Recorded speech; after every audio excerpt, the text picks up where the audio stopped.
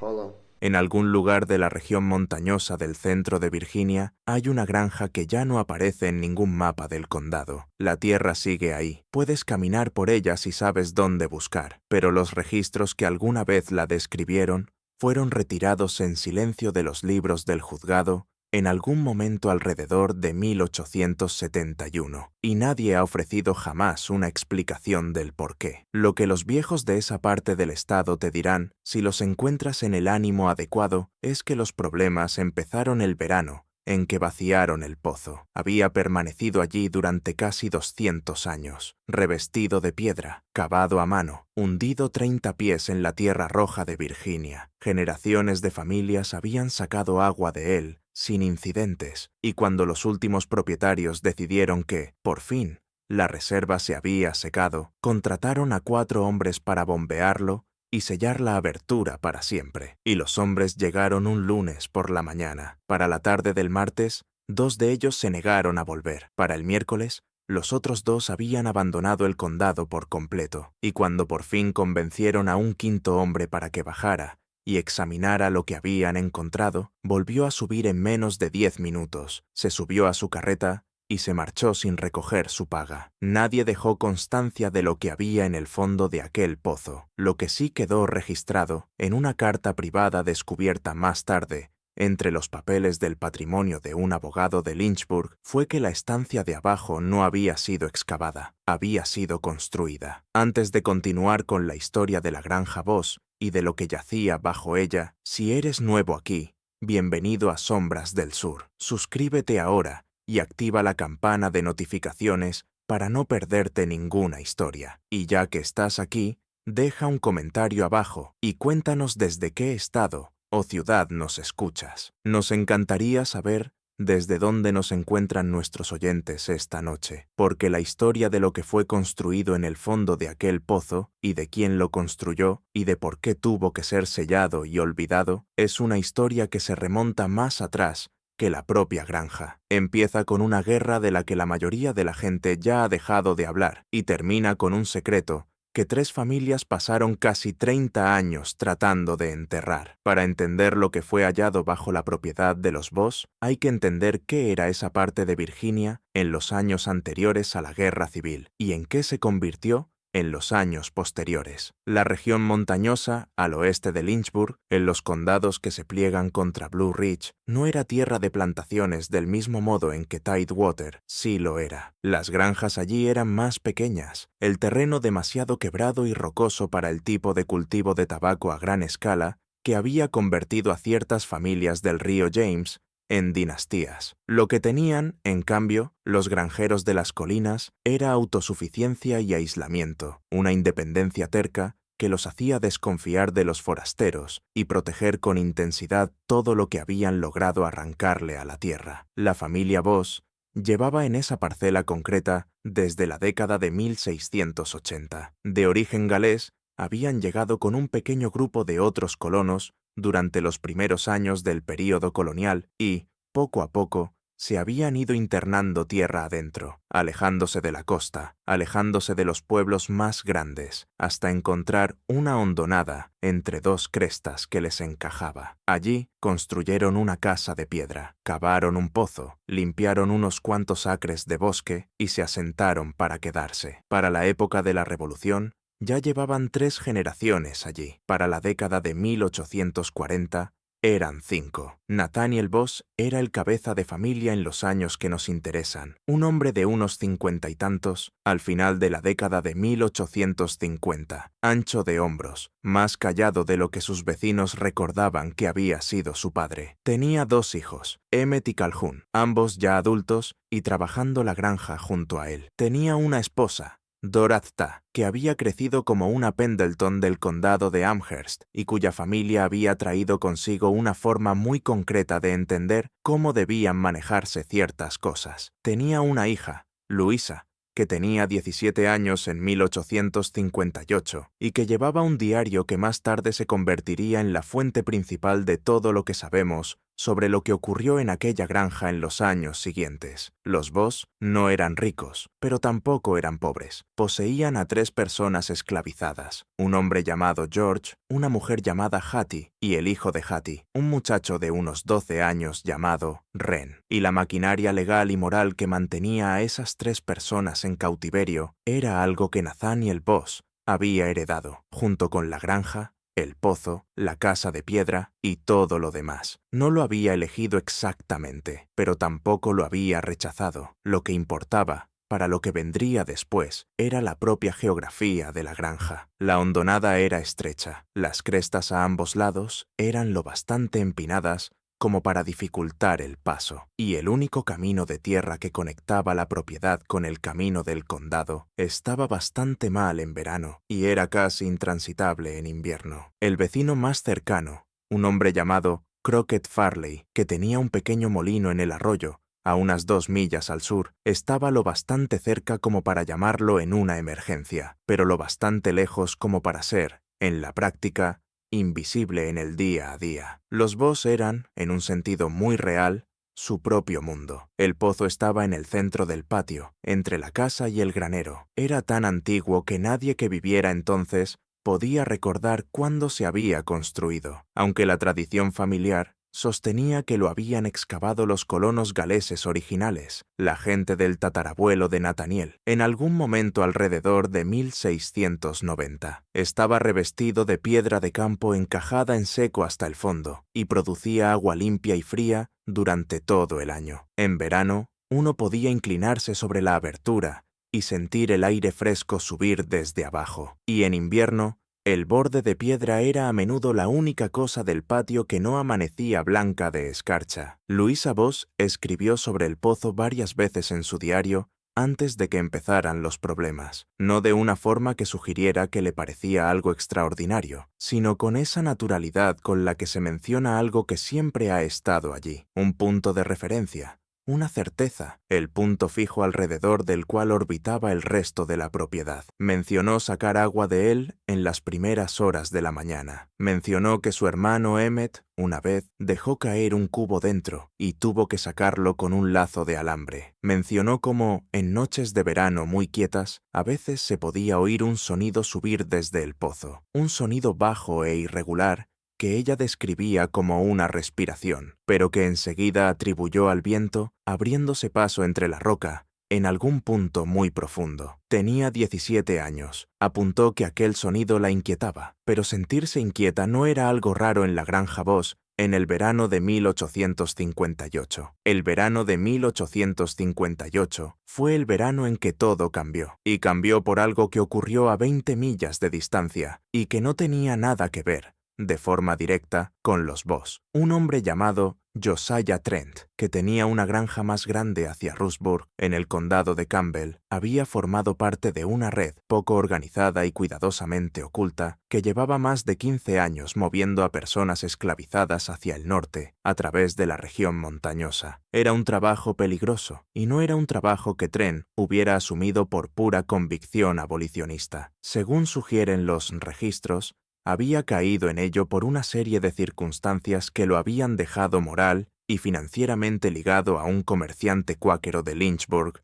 llamado Caleb Drummond, y ambos hombres habían llegado a un arreglo discreto que, para 1858, había ayudado a un número considerable de personas a alcanzar los estados libres por medio de una ruta que se retorcía por las hondonadas de la montaña y cruzaba la cresta hacia los condados del oeste de Virginia. En junio de 1858 atraparon a Josiah Trent. Las circunstancias exactas de su arresto aparecieron en el periódico de Lynchburg, Virginia, el día 14 de junio. Louisa Voss menciona haber leído sobre ello, aunque no dice de dónde sacó el periódico, y el arresto envió un estremecimiento a cada hogar de la región montañosa que tuviera alguna conexión con lo que Trent había estado haciendo, porque Trent no había estado actuando solo, y las autoridades lo sabían, y estaban dispuestas a tener paciencia para descubrir quién más estaba implicado. Nathaniel Voss leyó el artículo del periódico con la misma expresión que ponía cuando examinaba un poste de cerca mal colocado, una especie de evaluación seca y cuidadosa que no dejaba ver nada. Luego dobló el periódico y lo echó al fuego. 3 noches después, un hombre al que Luisa nunca había visto apareció en la puerta trasera de la casa de piedra pasada la medianoche. Ella lo oyó a través de la ventana de su dormitorio. Oyó el golpe suave, oyó la voz de su padre, oyó abrirse y cerrarse la puerta trasera. No bajó. Escribió en su diario a la mañana siguiente que había contado al menos 2 voces, además de la de su padre, y que en un momento dado había oído abrirse la puerta del granero y luego, mucho tiempo después, volver a cerrarse. Aún no sabía qué era lo que estaba oyendo, pero lo recordó con esa precisión cuidadosa que sugiere que ya entendía, incluso a los 17 años, que lo que estaba ocurriendo en la granja de su padre no era algo de lo que se pudiera hablar con seguridad. ¿En qué se había metido Nathaniel Voss? ¿Cuándo? ¿O hasta qué punto? ¿O por medio de qué contacto? Fue algo que Luisa pasaría años tratando de reconstruir. Lo que finalmente logró establecer fue que su padre había formado parte de la red de Trent durante al menos 4 años antes del arresto, y que la ruta que pasaba por la hondonada de los Voss había aprovechado una característica de la propiedad que ningún agrimensor del condado había tenido nunca motivo para examinar de cerca: el pozo, más exactamente lo que había debajo del pozo, porque el pozo no era, ni había sido nunca, solo un pozo, y a 30 pies de profundidad, justo por debajo del borde inferior del nivel freático, donde la filtración natural de la cresta superior mantenía húmeda la parte alta del conducto, y la piedra oscurecida por la humedad, el conducto no terminaba en un suelo de arcilla, se abría, se ensanchaba, se convertía en algo completamente distinto. Quienquiera que hubiera excavado el pozo original, y el momento exacto resultó ser crucial, había bajado a través de la roca, no para encontrar agua, sino para conectarse con algo que ya estaba allí, una fisura natural en la piedra caliza, que corría, más o menos, de norte a sur, bajo la hondonada, y dentro de esa fisura, en algún punto del pasado lejano, alguien había trabajado de forma deliberada. Habían elevado el techo, habían puesto un suelo de piedra tosca, habían reforzado las paredes con maderos que, para 1858, ya eran lo bastante viejos como para empezar a fallar. Habían creado, a 30 pies bajo la superficie del patio de la granja Voss, una habitación que, para cuando contrataron a los 4 obreros para vaciar y sellar el pozo, en 1871, había albergado a seres humanos durante muchísimo tiempo. Para entender lo que significaba aquella habitación, hay que entender cómo funcionaba, y para entender cómo funcionaba, hay que retroceder más allá de Nathaniel Voss, más atrás incluso que la red que Josiah Trent había hecho funcionar por la región montañosa. La zona caliza del centro de Virginia está llena de cuevas y pasos naturales. Es la misma geología que produce las famosas cavernas más al norte, esas que se convirtieron en atracciones turísticas en el siglo XIX. Pero aquellas cavernas celebradas de forma comercial eran solo la parte visible de un paisaje subterráneo mucho más extenso, y uno que los pueblos indígenas de la región conocían desde siglos antes de la llegada de los primeros colonos europeos, y uno con el que los propios colonos se habían topado a pedazos al cavar cimientos, pozos y bodegas subterráneas por todo el territorio. Los colonos galeses que llegaron a la hondonada de los Voss en la década de 1680 eran mineros por tradición. En su tierra, en los valles de Gales, se aprendía pronto a leer el paisaje por lo que escondía debajo, por los mantos de carbón, los depósitos de plomo y los pasajes que los conectaban. Cuando el hombre que más tarde sería el tatarabuelo de Nathaniel Voss hundió su pozo en la Tierra Roja de Virginia, no le sorprendió descubrir que la roca se abría por debajo de la línea del agua. La estaba buscando. Había tanteado el suelo con una vara de acero, tal como le habían enseñado, y había encontrado el hueco antes incluso de romper la superficie. Lo que construyó allí abajo, en aquellos primeros años del asentamiento, antes de que la colonia estuviera lo bastante establecida como para que esas cosas fueran asunto de alguien más, fue una despensa, un lugar para guardar cosas que no debían helarse en invierno ni echarse a perder en el calor del verano. Carne ahumada, grano para siembra, ese tipo de reservas que marcaban la diferencia entre un invierno duro y uno mortal. Esto está documentado, de alguna manera, en un fragmento de carta escrito en galés que fue hallado décadas después, doblado dentro de la tapa de una Biblia que había pertenecido a la familia Voss desde la inmigración original. La traducción, hecha por un erudito de una universidad de Virginia en la década de 1890, a quien le habían entregado la carta sin decirle de dónde venía, describía una habitación bajo la fuente de agua de la familia, fresca y seca, apta para la conservación y accesible solo por el conducto del pozo desde arriba. Durante la mayor parte de un siglo, presumiblemente eso fue lo que fue, una bodega fría con un acceso extraordinariamente difícil, usada y luego olvidada a medida que la familia crecía, construía almacenes adecuados sobre la superficie y dejaba de necesitar bajar por el conducto de un pozo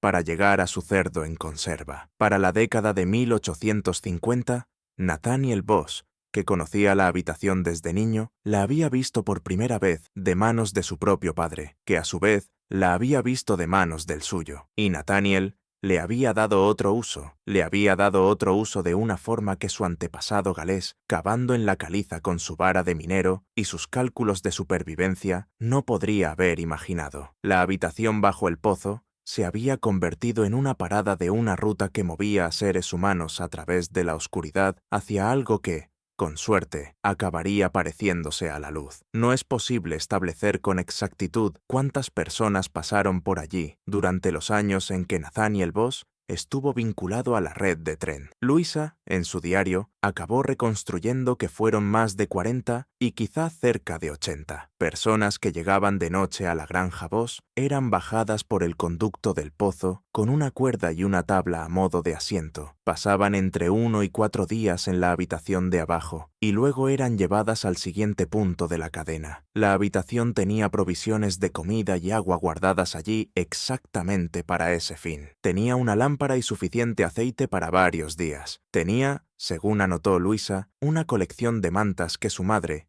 Dora, llevaba años reuniendo en silencio. Buenas mantas de lana, no de las finas, para que quien pasara por allí no tuviera frío. Dorotha Pendleton Voss, al final, no solo sabía lo que hacía su marido, era una parte activa y esencial de aquello. Esta era la parte de la historia a la que la carta encontrada entre los papeles del patrimonio del abogado de Lynchburg aludía de la forma más indirecta. La carta que describía la habitación como algo que había sido construido, no excavado, porque esa palabra, construido, tenía para la familia del abogado un significado muy concreto. El abogado, cuyo nombre era Edmund Casey, había representado a una de las familias implicadas en la investigación que siguió al arresto de Tren, y la carta le había sido escrita por un cliente que necesitaba que entendiera la naturaleza de lo que estaban manejando. La habitación bajo el pozo de los Voss había sido construida, a lo largo de décadas, hasta convertirse en un lugar donde la gente podía sobrevivir. Ese era, al mismo tiempo, el horror y el milagro, que alguien hubiera tomado una grieta natural en la piedra caliza, a 30 pies bajo tierra, y la hubiera hecho habitable, hubiera instalado el refuerzo de madera, el suelo de tablas, la ventilación que venía de una segunda fisura mucho más estrecha que se abría en algún punto de la ladera al norte, oculta tras una masa de laurel de montaña, y hubiera pensado en lo que un ser humano necesitaría para sobrevivir 2, 3 o 4 días en la oscuridad bajo la tierra. Ese cuidado prolongado, concreto y sostenido durante años, no era algo que Nathaniel Voss hubiera hecho solo, ni rápido, ni sin ayuda. Era el trabajo de años. Era, posiblemente, el trabajo de más de una generación. Y la naturaleza de ese trabajo, su carácter deliberado, su escala humana, todo lo que se había pensado en las mantas, en el aceite de la lámpara y en la ventilación, era precisamente lo que perturbó a los hombres que llegaron a vaciar y sellar el pozo en 1871, años después de terminada la guerra.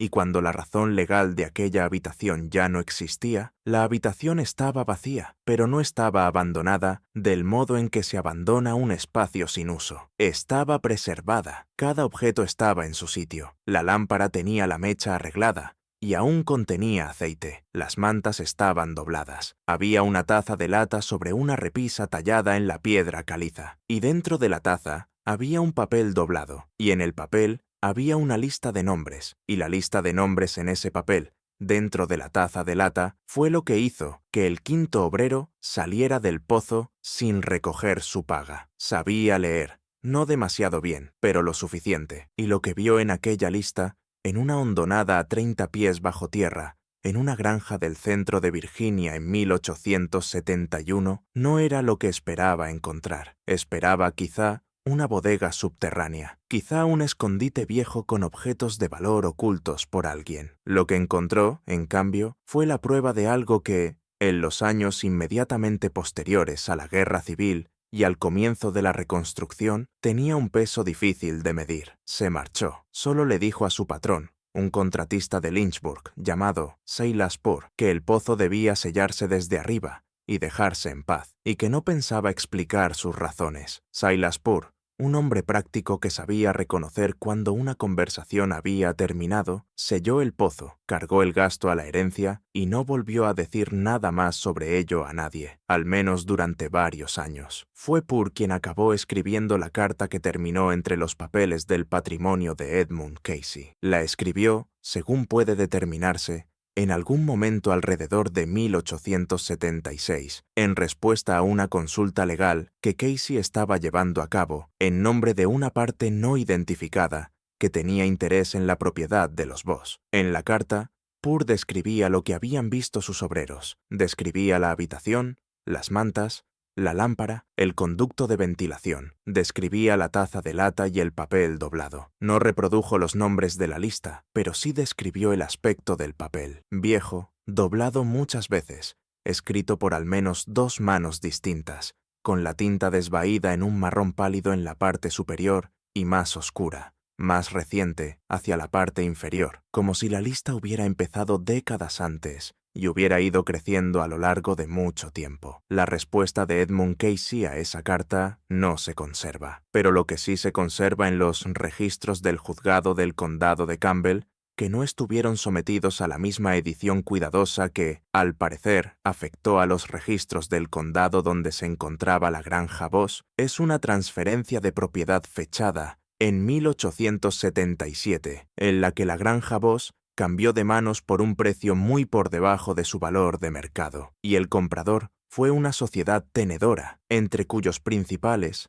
aparecía un nombre que figura en los registros de la legislatura de Virginia en la década de 1870, un hombre llamado Cornelius Dabney, que había sido miembro del Tribunal del Condado durante el período anterior a la guerra, y que, según relatos de la época, había estado profundamente implicado en la investigación de la red que Josiah Trent había estado operando. Dabney no encontró lo que buscaba en 1858. La investigación que siguió al arresto de Trent fue minuciosa, pero no llegó hasta la granja Voss. Nathaniel Voss había sido cuidadoso, la hondonada era remota, y las personas que sabían de la habitación bajo el pozo estaban muertas o guardaban silencio. El propio Trent, al parecer, nunca le dijo a nadie exactamente por dónde seguía la ruta después de salir de su propiedad. Eso fue, casi con toda seguridad, una característica deliberada del diseño de la red. Las personas que manejaban estas rutas entendían, a mediados de la década de 1850, que el punto más débil de cualquier cadena es la persona que conoce toda la cadena. Trent conocía su tramo. La persona que recibía a los viajeros de parte de Trent conocía su tramo. Los contactos intermedios, los que movían a las personas de una estación a otra, solían recibir solo la información necesaria para completar su parte del trayecto, sin saber qué venía antes ni qué venía después. Un hombre arrestado en un punto solo podía revelar lo que sabía, y eso no era el cuadro completo. Nathaniel Voss, por lo tanto, no era un nombre que apareciera en la investigación sobre la red de Trent. No fue interrogado, su granja no fue registrada. Es muy posible que los investigadores que pasaron el verano de 1858 recorriendo la región montañosa hayan pasado de largo por la entrada de la hondonada Voss sin detenerse, con la atención puesta en granjas, molinos y comunidades en cruces de caminos que sí habían sido mencionadas por alguien, y la hondonada Voss no había sido mencionada por nadie que estuviera hablando, lo que Cornelius Dabney aportó a la búsqueda, lo que seguía persiguiendo, al parecer casi 20 años después de los hechos, no era información procedente de la investigación en sí, sino algo más personal y más persistente. Había sido miembro del Tribunal del Condado durante el período anterior a la guerra, y había sido, por lo que puede inferirse de los registros que sobreviven, el tipo de hombre para quien la red que Tren había operado representaba no solo una violación legal, sino una afrenta personal, una afrenta a todo un sistema de orden, jerarquía y derecho de propiedad en torno al cual había construido su vida, y que la guerra había desmantelado, y que él estaba pasando los años de la posguerra intentando reconstruir en la forma que todavía le fuera posible. Había hecho de ello su asunto personal en los años posteriores a la guerra, descubrir lo que la investigación de 1858 no había logrado establecer. Había hablado con gente, había pagado por información y había leído documentos que otros consideraban cerrados, y para 1877 había llegado, a través de una cadena de razonamientos e indagaciones que hoy ya no puede reconstruirse por completo, a la Granja Voss y al Pozo Sellado. No se sabe qué esperaba encontrar allí. Tampoco se sabe qué encontró en los años entre 1877 y 1879, mientras fue dueño de la tierra. La granja estaba en silencio, el pozo estaba sellado, la casa se estaba deteriorando, y entonces llegó el incendio. Los incendios en la Virginia rural de 1879 no eran, por sí mismos, sospechosos. Las viejas estructuras de madera ardían, las chimeneas fallaban, las chispas de una lámpara podían prender un granero en cuestión de minutos. El hecho de que este incendio en particular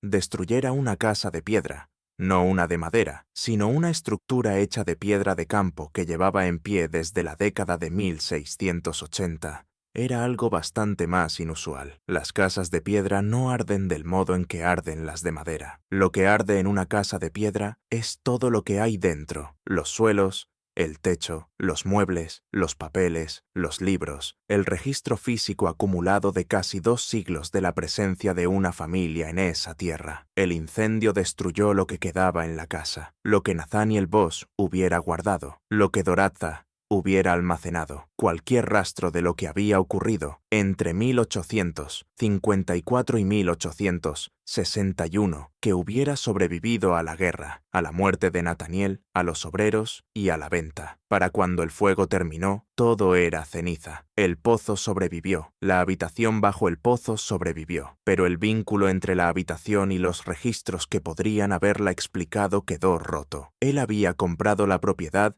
en 1877. No parece haber hecho nada con ella de inmediato. La granja permaneció vacía durante 2 años, la casa deteriorándose poco a poco y el techo del granero empezando a vencerse. Y entonces, en 1879, un incendio de origen incierto destruyó la casa de piedra hasta los cimientos. El pozo, al ser de piedra y tener 30 pies de profundidad, sobrevivió. Pero para el momento del incendio, el documento que había estado en la taza de lata en el fondo del pozo, la lista de nombres escrita por 2 manos, desvaída en la parte superior y más oscura en la parte inferior, ya no estaba allí. Había desaparecido en algún momento entre 1871 y 1879, y nadie ha logrado establecer jamás cuándo fue retirada ni por quién. Lo que quedó, para quienes sabían dónde mirar, fueron los propios nombres, no en papel, sino en la memoria. Y la memoria,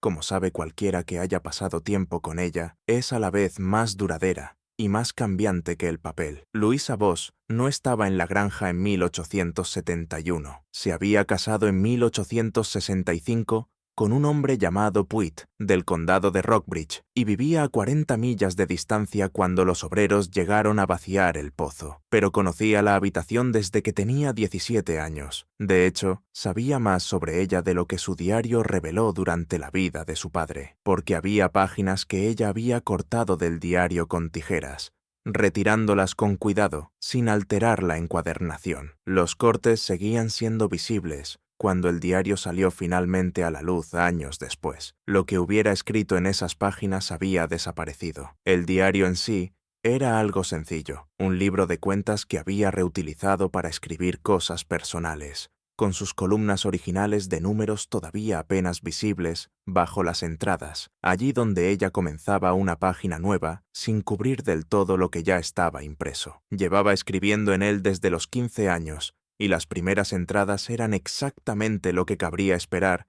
de una muchacha de esa edad en la Virginia rural. Observaciones sobre el clima, notas sobre el jardín, relatos de oficios religiosos y alguna visita ocasional a Lynchburg. Hubo un período en el que estuvo llevando un seguimiento cuidadoso de un joven de la familia Cabell, del condado de Appomattox, anotando sus visitas, cuánto tiempo se quedaba y si había hablado con su padre. Y ese hilo se interrumpió sencillamente a principios de 1858, sin comentario ni resolución, como si hubiera decidido que ciertas historias era mejor no seguirlas hasta su final por escrito. Lo que quedó del diario después de la desaparición de las páginas seguía siendo considerable. Años de entradas que cubrían la guerra, su matrimonio, sus primeros años en el condado de Rockbridge y el nacimiento de sus hijos. Pero el vacío era visible, y no solo en el sentido literal de las hojas arrancadas, sino también en la textura de la escritura alrededor de ese vacío. Las entradas inmediatamente anteriores y posteriores a la sección retirada tenían esa cualidad cuidadosa, ligeramente formal, de una escritura hecha con conciencia de que podría ser leída, no alegre de forma falsa, sino medida, deliberadamente poco llamativa. La escritura de alguien que ha decidido conscientemente qué dejar dentro y qué dejar fuera. Las entradas que fueron cortadas cubrían, según los números de página y las fechas de las entradas anteriores y posteriores, aproximadamente 14 meses, desde el otoño de 1858 hasta finales de 1859, los meses posteriores al arresto de tren, los meses en que la red se quedó en silencio y la ruta hacia el norte se cerró, y lo que fuera que estuviera ocurriendo en la habitación bajo el pozo de los Boss estaba ocurriendo sin ninguno de los movimientos habituales de la cadena de arriba. 14 meses. Las entradas de ese período desaparecidas. Lo que escribió en el diario, al retomarlo en enero de 1860, fue sobre una nevada. 2 pies de nieve en la hondonada, el camino hasta la vía del condado completamente intransitable, sus hermanos despejando el granero y el pozo. Describió el pozo en esa entrada del mismo modo en que siempre lo había descrito, un punto de referencia, una certeza, el punto fijo alrededor del cual orbitaba la propiedad. No dijo nada sobre lo que había 30 pies más abajo. Había tomado su decisión sobre lo que debía conservar y lo que debía cortar. Tenía 18 años cuando comenzaron esos 14 meses y 19 cuando terminaron. Había vivido lo que fuera que ocurrió en aquella hondonada durante esos meses, en aquella casa de piedra, con su padre, su madre, sus hermanos y las 3 personas que legalmente eran su propiedad, y con la habitación bajo el patio, que legalmente no era nada. Lo que supiera, aquello en lo que hubiera participado, lo que hubiera presenciado o simplemente oído a través de la ventana de un dormitorio sin que nadie se lo dijera directamente. Había decidido cargarlo ella misma, no dejarlo por escrito, no dejarlo donde un extraño del futuro pudiera encontrarlo y hacer con ello lo que quisiera. Vivió hasta 1903, sobrevivió a su marido y a 2 de sus 4 hijos, y vio cambiar el mundo de maneras que la muchacha que había llevado un diario en un libro de cuentas en la región montañosa de Virginia no habría podido anticipar. Nunca volvió a la granja Boss después de casarse. Nunca, en ninguna de las cartas o documentos que se conservan de su vida posterior, la mencionó de manera directa. La única excepción fue la carta a su hija sobre el incendio, la que terminaba con aquella frase extraña expresando su esperanza de que los problemas quizá pudieran por fin descansar. Su hija, que nunca había conocido la granja y no tenía ninguna razón especial para considerar extrañas esas palabras, la guardó entre sus propios papeles sin pensar demasiado en ello. Era una carta de su madre sobre un incendio en una propiedad que ella nunca había visitado. Era el tipo de carta que se guarda porque viene de tu madre, no por lo que dice. Luisa seguía viva en 1879, cuando la casa de piedra ardió. Escribió sobre ello en una carta a su hija, una carta que sobrevivió porque estaba entre los papeles de la familia Puit y no tenía ninguna conexión evidente con nada que alguien estuviera buscando. En la carta, Luisa describía que se había enterado del incendio por un vecino que le había escrito para contárselo. Describía sus sentimientos con una brevedad controlada, que sugiere que escribía sabiendo que las cartas pueden ser leídas por personas distintas a sus destinatarios. Solo dijo que lamentaba la pérdida de la casa, que había sido una buena casa, y que esperaba que aquello que había estado perturbando esa parcela de tierra pudiera ahora, por fin, descansar. Era una forma extraña de decirlo. Al parecer, su hija no lo encontró lo bastante extraño como para preguntar, y durante mucho tiempo, muchísimo tiempo, fue ahí donde terminaba el rastro. El rastro podría haber terminado allí para siempre, enterrado bajo un incendio, una transferencia de tierras y un libro del juzgado cuidadosamente editado, de no ser por una mujer llamada Prudence Farley. Prudence era la nieta de Crockett Farley, el hombre del molino situado a 2 millas al sur de la hondonada Boss, el vecino más cercano, el hombre lo bastante próximo como para ser llamado en caso de emergencia. Crockett Farley había muerto en 1883, dejando atrás un molino que su hijo administró con éxito mediocre durante otra década antes de venderlo, y una caja de papeles personales que permaneció en el ático de la casa familiar durante 40 años, hasta que Prudence, limpiando tras la muerte de sus padres en 1921, la abrió y descubrió lo que había dentro. Los papeles en la caja eran exactamente lo que cabría esperar de un molinero del siglo XIX en la región montañosa de Virginia: libros de cuentas,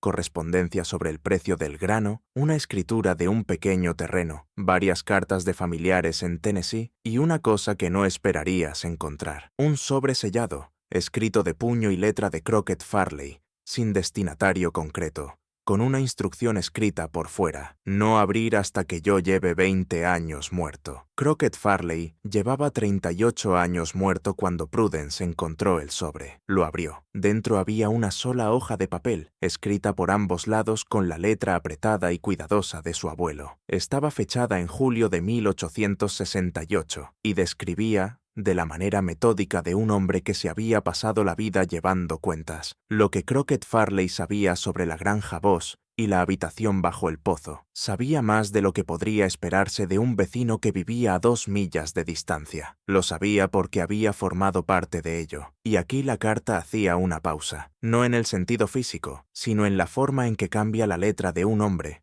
cuando pasa de relatar hechos a relatar sentimientos. La caligrafía de Crockett Farley en casi todo el documento era la escritura cuidada y regular de alguien que había llevado cuentas durante décadas, que había aprendido pronto que la legibilidad es una forma de honestidad y que la letra inclinada y apresurada es el hábito de la gente que no quiere quedar atada a lo que ha escrito. Pero en el párrafo donde describía su propia implicación, las letras se volvían un poco más grandes, un poco menos regulares, como si el acto de poner por fin aquello en papel, después de 9 años de silencio, hubiera liberado algo en la mano a lo que la mente todavía no terminaba de dar alcance. Escribió que nunca se había considerado un hombre valiente, se había considerado, por encima de todo, un hombre práctico, y que el cálculo práctico que hizo en algún momento a comienzos de la década de 1850, cuando Nathaniel Boss se acercó a él con la propuesta, o mejor dicho, no se acercó con una propuesta, sino que simplemente empezó a hablar de ciertas cosas, de ciertas maneras, a lo largo de varias visitas, tanteándolo, leyendo sus respuestas, con la paciencia de un hombre que entendía que algo dicho de forma demasiado directa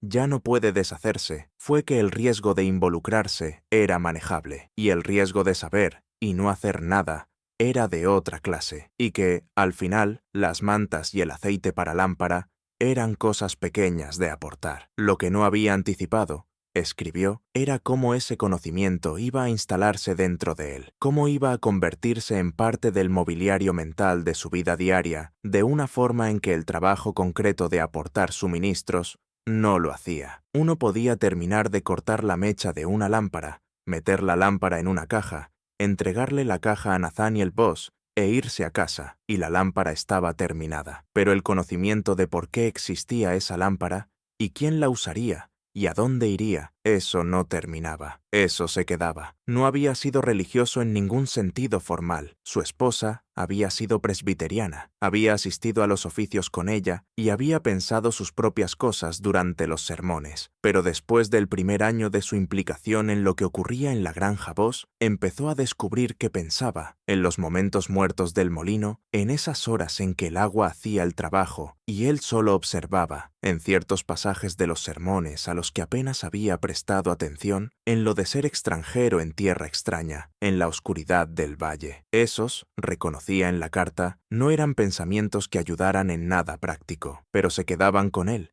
y hacían que el molino se sintiera distinto, hacían que el sonido común del agua sobre la rueda llevara algo que antes no llevaba, un peso extra que podía sentir, pero no nombrar, no como una estación de la ruta. Su molino era demasiado visible, demasiado accesible, demasiado visitado por personas que no tenían por qué saber lo que ocurría allí. Pero como proveedor y como vigilante, había aportado parte del aceite de las lámparas, había aportado las mantas, comprándolas a un comerciante de artículos secos de Lynchburg en pequeñas cantidades durante varios años, nunca suficientes de una vez como para llamar la atención, y había vigilado el camino desde su molino en busca de señales de los investigadores que recorrían la región montañosa en los meses posteriores al arresto de Trent, y había mandado aviso cuando se acercaban. El papel dentro del sobre describía todo esto con la manera distante, en tiempo pasado, de un hombre que está haciendo un recuento final, pero también describía otra cosa, algo que Crockett Farley había visto en una noche concreta de septiembre de 1859, 14 meses después del arresto de Trent, cuando la investigación parecía haberse apagado y la red estaba reanudando sus operaciones con cautela. Volvía de su molino tarde, más tarde de lo habitual, porque se había roto el eje de una rueda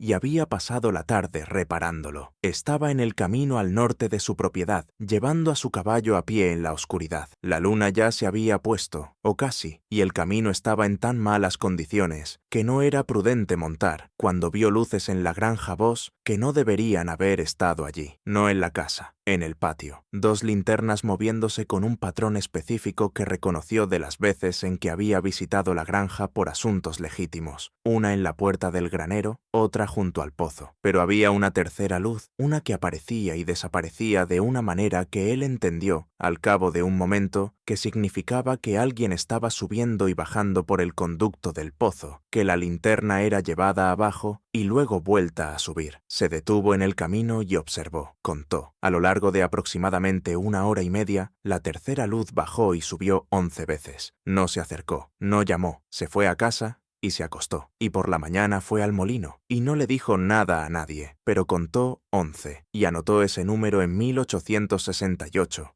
9 años después, con el cuidado de alguien que entendía que lo que había visto era un dato dentro de un relato más amplio que tal vez algún día tendría que ser presentado por completo. 11 viajes bajando por el conducto y volviendo a subir en 1 hora y media en una noche de septiembre de 1859, cada trayecto durando aproximadamente 8 o 9 minutos. Sabía que la cuerda y la tabla a modo de asiento podían llevar a una persona cada vez. Conocía el mecanismo. Años antes, había ayudado a Nathaniel Boss a bajar un saco de semilla allí, cuando la función de almacenamiento seguía siendo la versión oficial. Una persona cada vez. 8 o 9 minutos por trayecto. 11 viajes. No todos esos viajes significaban personas bajando. Algunos habrían sido suministros. Algunos habrían sido la propia cuerda, al montarla y desmontarla. Pero algunos de ellos, quizá 5 o 6, quizá hasta 8, representaban seres humanos siendo bajados 30 pies dentro de la tierra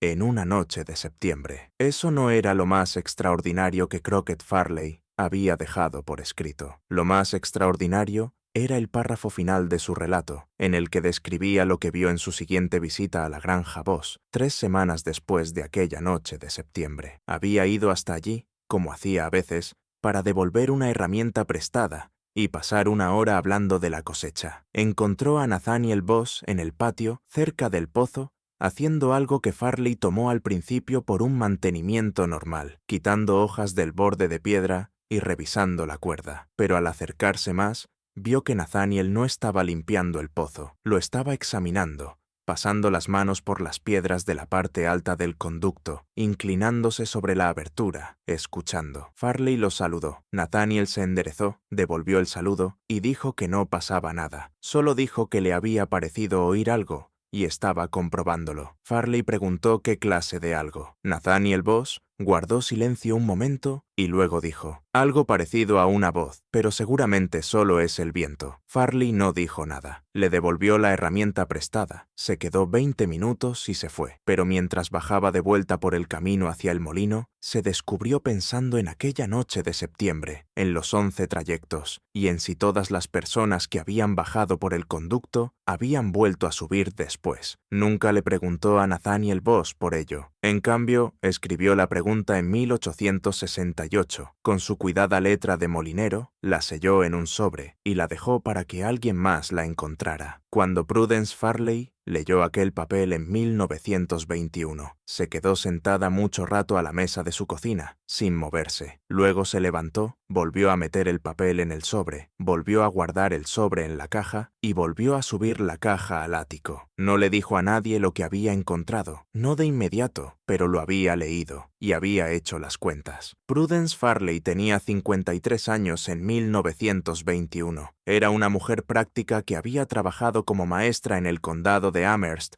durante casi toda su vida adulta. No era dada a fantasías y no era, por ninguno de los testimonios que se conservan, una persona fácil de asustar, pero las cuentas que aparecían en la carta de su abuelo se le habían quedado clavadas en la mente como una astilla en un dedo. No siempre dolía, pero siempre estaba ahí. Tardó 6 años en hacer algo al respecto. En 1927, escribió una carta a un profesor de historia de una pequeña universidad en Roanoke que estaba investigando lo que entonces empezaba a mencionarse, con cautela, como el Underground Railroad, la red de rutas, escondites y valentía humana que había movido personas hacia el norte antes de la guerra. El profesor, un hombre llamado Elbert Hawke, había publicado varios trabajos sobre el tema y era conocido por reunir testimonios personales y documentos. Prudence le escribió con cuidado. Describió la carta de su abuelo en términos generales, sin especificar lo que contenía. Le preguntó si conocía rutas documentadas por la región montañosa del centro de Virginia y si la granja Voss,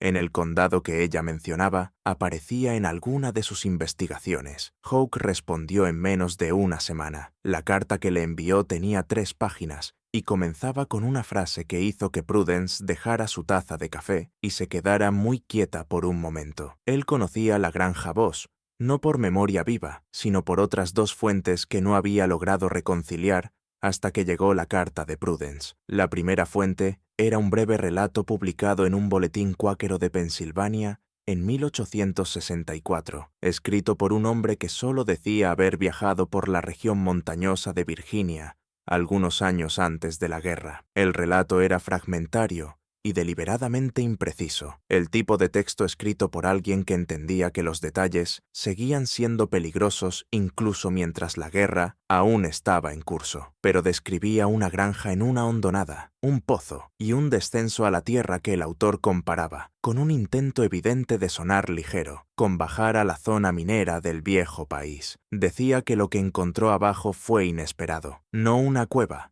escribió, sino una habitación, y en esa habitación otras 6 personas esperando, 7 personas en la habitación bajo el pozo de los Voss al mismo tiempo. Según la cronología del relato, eso debió ocurrir en algún momento de 1857 o a principios de 1858, antes del arresto de tren. La segunda fuente era una colección de notas breves, escritas con letra apretada y archivadas sin explicación entre los papeles del comerciante cuáquero de Lynchburg Caleb Drummond, el hombre que había metido a Josiah Trent en la red desde el principio. Drummond murió en 1869 y sus papeles fueron donados a una reunión cuáquera en Filadelfia, donde permanecieron en un baúl, en un cuarto trasero, durante medio siglo antes de ser catalogados. En esas notas, escritas en parte en inglés, y en parte en una taquigrafía personal que Hawke había dedicado mucho esfuerzo a descifrar, aparecían referencias a una estación que Drummond llamaba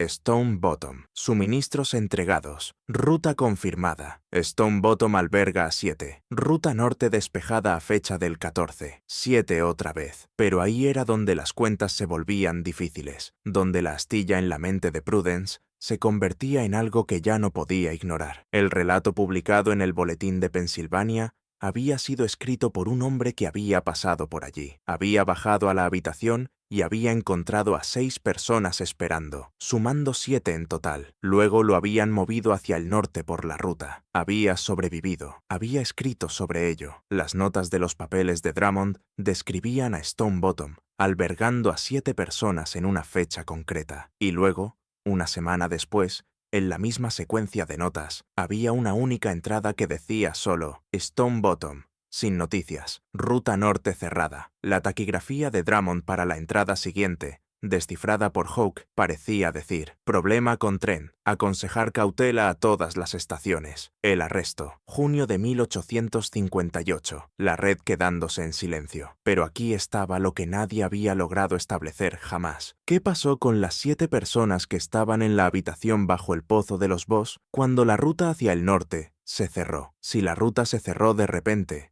si Nathaniel Boss recibió aviso de que los investigadores venían, de que no se podía contactar con los enlaces habituales, de que la red se había ocultado, entonces las 7 personas de la habitación, a 30 pies bajo su patio, quedaron atrapadas. No podían ir al norte, no podían volver al sur sin un riesgo enorme, no podían salir por el conducto del pozo a plena luz del día sin ser vistas. Estaban bajo tierra, en una habitación construida para una ocupación temporal, con suministros calculados para días, no para semanas. Hawke no había encontrado ningún registro de lo que les ocurrió, y tampoco había encontrado ningún relato de 7 personas saliendo de la región montañosa de Virginia en el verano de 1858 y logrando llegar a los Estados Libres. Tampoco había encontrado constancia de arrestos, ningún grupo de personas esclavizadas fugadas capturado en esa región durante ese periodo, algo que cabría esperar que hubiera dejado documentación. No había encontrado nada, y eso era, en sí mismo, una clase de respuesta. Cuando Prudence Farley leyó la carta de Hawke,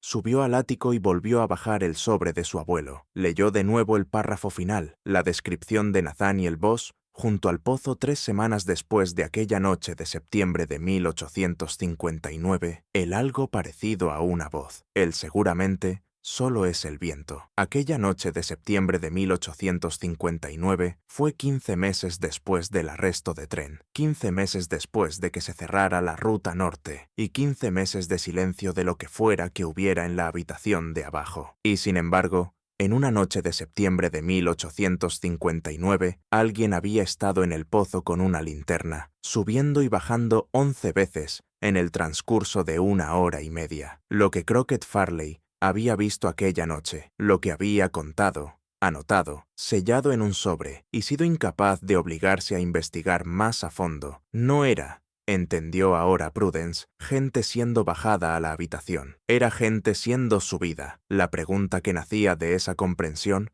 no era una pregunta cómoda. Si alguien estaba siendo subido desde la habitación, a 30 pies bajo el patio de la granja Boss, 15 meses después de que la ruta se cerrara, y no volvió a haber noticias, subido en la oscuridad de una noche de septiembre, de uno en uno, durante el curso de 1 hora y media. Entonces, ¿en qué estado estaban? ¿Estaban vivos? ¿Estaban todos vivos? ¿Cuántos habían sobrevivido 15 meses en una habitación pensada para días? Y si algunos no habían sobrevivido, si la habitación se había convertido, durante esos 15 meses de silencio sellado, en algo distinto de un refugio, entonces, ¿qué había hecho Nathaniel Boss con ellos? ¿Dónde los había puesto? En una hondonada de la región montañosa de Virginia, en el verano de 1858, con investigadores recorriendo los caminos y haciendo preguntas en cada granja, en 20 millas a la redonda. ¿Dónde pones a los que no lo lograron? Había un detalle, advirtió Prudence, en la carta de su abuelo que al principio le había pasado por alto. Él había descrito la granja Boss en sus visitas normales. Había descrito el patio, el granero, la casa de piedra, el pozo, y en una de esas descripciones, escrita en el contexto de explicar el lugar, no para que la carta resultara comprensible para quien la leyera en el futuro. Había mencionado que la zona al norte del pozo, entre el pozo y la cresta, había sido replantada con hierba en algún momento alrededor de 1860. Lo mencionaba como se menciona algo que en su momento te pareció un poco raro y que guardaste en la memoria sin saber muy bien qué hacer con ello. La hierba era más espesa allí, escribió, más espesa y más oscura que en el resto del patio. Nathaniel había dicho que había estado nivelando el terreno, moviendo tierra. Farley había asentido, y no había pensado más en ello hasta que escribió la carta en 1868 y decidió que valía la pena incluirlo, por si acaso. Lo que Prudence Farley pensó al leer ese detalle, lo que meditó sola en su cocina en 1927, con la carta de su abuelo, y la respuesta cuidadosamente razonada de un profesor frente a ella, no está registrado en ninguna parte. Pero llevaba 30 años siendo maestra. Estaba acostumbrada a seguir una cadena de razonamientos hasta el final, incluso cuando el final resultaba difícil. Le escribió de nuevo a Hawke, le habló del sobre, le habló de la noche de septiembre, de los 11 trayectos y de la hierba espesa y oscura al norte del pozo. Le preguntó qué creía que significaba. La respuesta de Hawke tardó 2 semanas. Cuando llegó, era más corta que su carta anterior, una sola página, medida en el lenguaje, cuidadosa. Escribió que creía que la Granja Voss había sido una estación importante en una ruta de gran relevancia y que los hechos de 1858 probablemente habían creado una situación de extrema dificultad para todos los implicados, incluyendo a quienes se refugiaban en la habitación bajo el pozo. Escribió que el registro histórico, en casos así, suele estar incompleto a propósito. Escribió que le gustaría visitar la propiedad, si aún era accesible, y que agradecería la oportunidad de realizar un examen cuidadoso del terreno, especialmente de la zona al norte del conducto del pozo. Nunca hizo la visita. Murió en febrero de 1928, 4 meses después de escribir la carta, a causa de una neumonía. Prudence Farley vivió hasta 1941. Entregó las cartas de Hawke y el sobre de su abuelo a una sobrina, con instrucciones de guardarlos en un lugar seguro. La sobrina, que nunca había entendido del todo qué contenían aquellos papeles ni por qué importaban, los metió en una caja de documentos familiares. Con el tiempo, tras varias décadas y varias mudanzas, la caja acabó en un archivo de una pequeña sociedad histórica de la región montañosa del centro de Virginia, donde fue catalogada sin especial atención y guardada. La propia granja,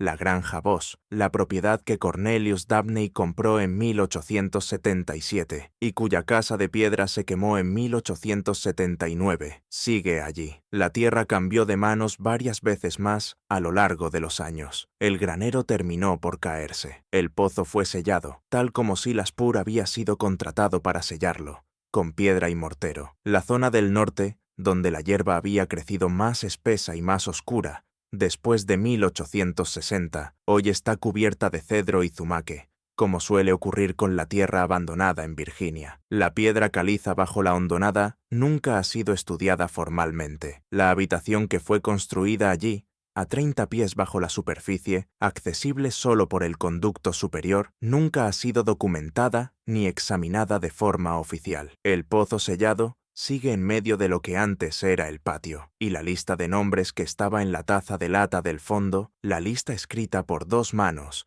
desvaída arriba y más oscura abajo, comenzada décadas antes de la guerra y ampliada a lo largo de años de uso, esa lista ha desaparecido. Fue retirada antes del incendio, tomada por alguien que entendía lo que significaba, lo que podía demostrar y lo que, para ciertos fines, convenía hacer desaparecer. No se sabe si fue Cornelius Dabney quien se la llevó, o alguien que trabajaba para él, o alguien que actuaba contra él, si los nombres fueron destruidos o simplemente escondidos, o si todavía existen en alguna caja, en algún sobre, o doblados dentro de la tapa de un libro. Lo que sí se sabe es que esos nombres eran reales, que las personas a las que pertenecían eran reales, que descendieron a la tierra de Virginia en los años previos a la guerra y confiaron en una habitación de piedra, una cuerda y la familia de un granjero galés para mantenerse a salvo hasta que la ruta norte volviera a abrirse. La ruta no se abrió a tiempo para todos ellos, y el terreno al norte del pozo es muy llano, y la hierba, incluso ahora, crece allí un poco más espesa que en cualquier otro punto de la hondonada. Existe un tipo muy particular de silencio alrededor de historias como esta. No el silencio de cosas que nunca se supieron, sino el silencio de cosas que fueron conocidas por demasiadas personas como para ser olvidadas del todo, y por demasiado pocas como para pasar a formar parte del registro oficial. La historia de la granja Voss, su infraestructura oculta, su papel en la red, pero también los sucesos del verano y el otoño de 1858, la noche de septiembre que Crockett Farley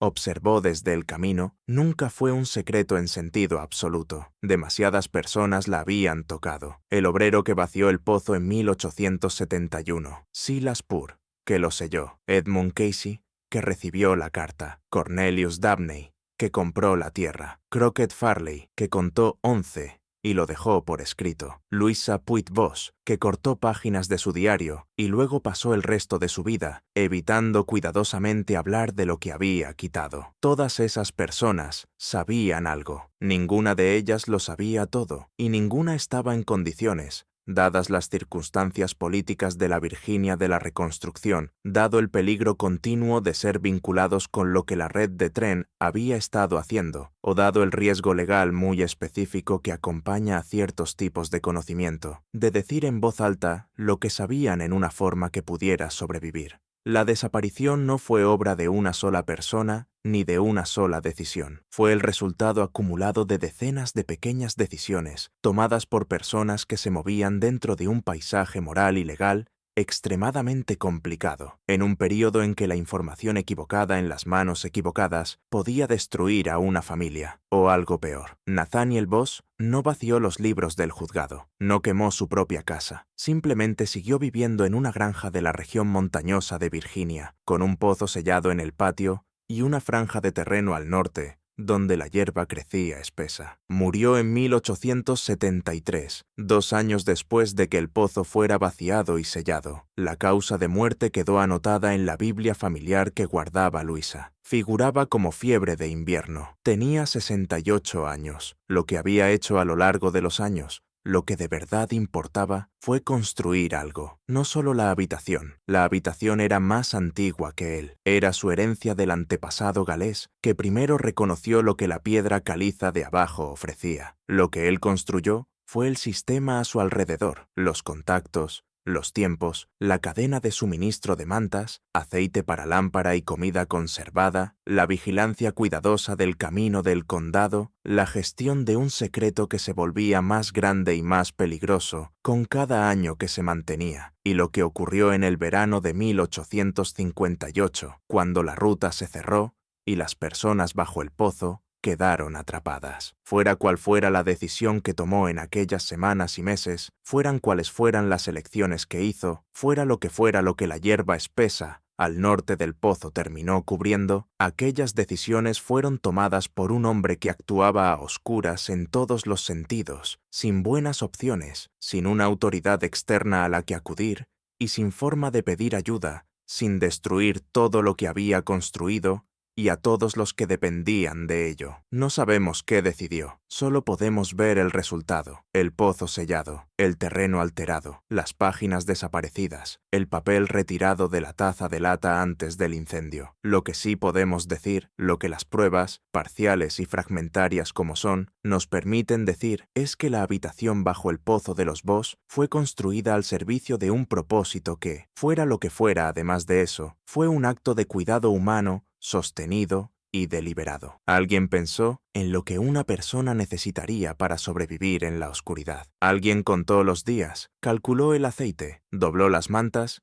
y abrió el conducto de ventilación a través de la piedra caliza hasta la ladera de arriba. Alguien llevó una lista de nombres. Los nombres se han perdido, pero la habitación sigue ahí, bajo el pozo sellado, en la hondonada entre las crestas. Los maderos que sostienen las paredes son ahora más viejos. El suelo de tablas probablemente se ha hundido, y la piedra caliza lleva siglo y medio trabajando sobre el mortero. Pero la fisura natural que encontró el minero galés cuando sondeó el terreno en 1690 no se preocupa por el tiempo. Sigue allí, fresca y oscura, corriendo de norte a sur bajo la tierra de Virginia. Y en la pared de esa habitación, el diario de Luisa menciona esto, en lo que parece ser una transcripción de algo que su padre le contó, no en una de las entradas que fueron arrancadas. En la pared de esa habitación, arañados en la piedra caliza por las personas que esperaron allí, hay marcas, no palabras, al menos según sugiere el relato de Luisa. Marcas, líneas, del tipo que uno hace para contar los días. No dice cuántas líneas hay, no dice si alguien terminó alguna vez de contarlas. Ahí termina el registro. En una habitación a 30 pies bajo tierra, en la oscuridad de la región montañosa de Virginia, con una lámpara que tiene aceite para varios días más, mantas dobladas sobre un suelo de tablas y marcas en la pared de piedra caliza